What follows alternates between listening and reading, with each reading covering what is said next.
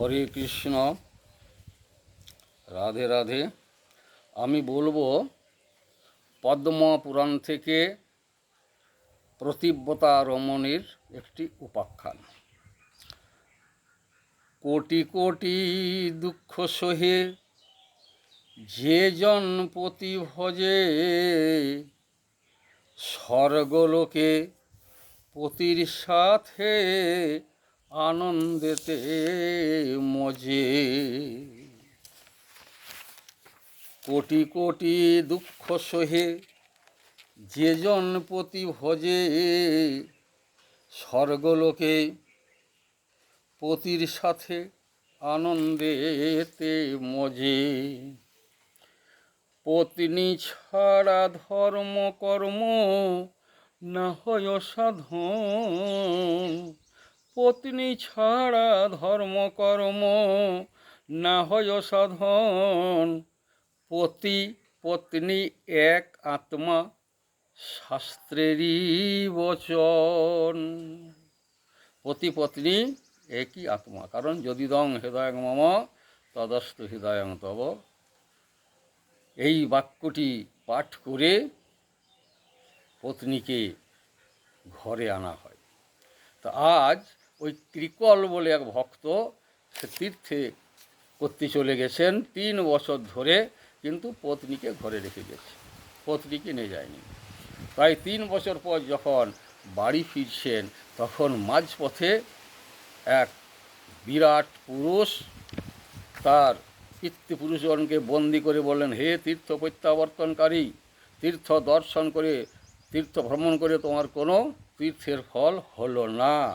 সেই বিরাট পুরুষের কথা শুনে খুবই আশ্চর্য হলো, আপনি কে?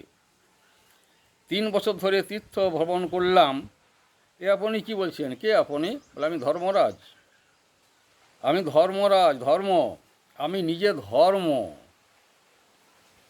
স্ত্রীকে গৃহে রেখে গেলে তুমি তীর্থ করতে, কোনো ফলই হয় না।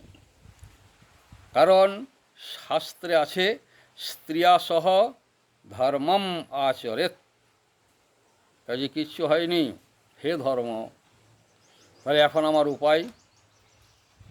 বলে, তুমি যে পিতৃপুরুষদের উদ্দেশ্যে শ্রদ্ধাদি করে এসছো, সবই করেছো, কিন্তু পাক শাক করতে হয় নিজের পত্নীকে, কাজে হয়নি, তোমার পিতৃপুরুষ পাইনি। তাহলে উপায় এখন? বলে, উপায় একটাই, তুমি গৃহে গিয়ে আবার এই অনুষ্ঠানগুলো করো। তীর্থ প্রত্যাবর্তন করে যে অনুষ্ঠান শাস্ত্রের বিধান আছে, সেই শাস্ত্র বিধান অনুসারে তুমি সেই অনুষ্ঠানগুলি করো, এবং তোমার ভার্যা বা পত্নী ওই নিজে হাতে পাক শাক করে পিতৃপুরুষের উদ্দেশ্যে অন্নাদি দান করবে, এবং ভগবানদের পূজা করবে, দেবতাদের পূজা করে দেবতাদের ভোগ লাগাবে, সেই প্রসাদ তোমরা পাবে। ঠিক আছে? বাড়িতে গিয়ে যথাজ্ঞা অনুসারে সেই সব অনুষ্ঠান সাধিত হলো, এবং দেবগণ তখন এসে উপস্থিত। দেবরাজ ইন্দ্রও কিন্তু এসেছেন। বললেন, ত্রিকল, সুফলা, তোমাদের এই অনুষ্ঠানে আমরা সবাই সন্তোষ প্রকাশ করছি, তোমরা মনোমতো বর প্রার্থনা করো, যা বর চাইবে তোমাদের তাই বর দেব। তখন বললেন, হে প্রভু, যদি বর দিতেই হয় তাহলে এই বর প্রদান করুন, পরজন্মে যদি আবার এই নরদেহ পাই, মনুষ্য জন্ম পাই আমরা দুজনে, তা আমরা যেন দুজনকে ছাড়া না হই, এইভাবেই যেন আমরা দুজনে সংসার করি, এবং আমাদের জন্ম দেবেন কোনো কৃষ্ণ শুদ্ধ ভক্তের ঘরে, যেন কৃষ্ণ ভক্তি আমাদের অটুট থাকে, এই প্রার্থনা। তথাস্তু, তথাস্তু, তথাস্তু।